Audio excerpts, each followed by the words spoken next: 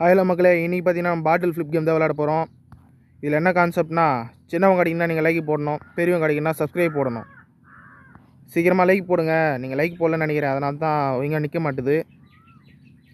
ஒருத்தர் லைக் போட்டிங்க, இப்போ இன்னொருத்தர் லைக் போடுங்க.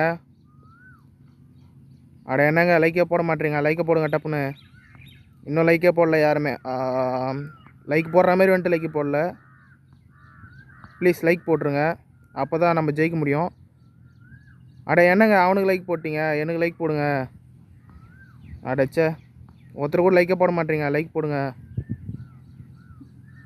ஐயோ, சீக்கிரமாக லைக் போடுங்க. அட என்னடா இது, ஒருத்தர் கூட லைக்கே போட மாட்டேறீங்க வர.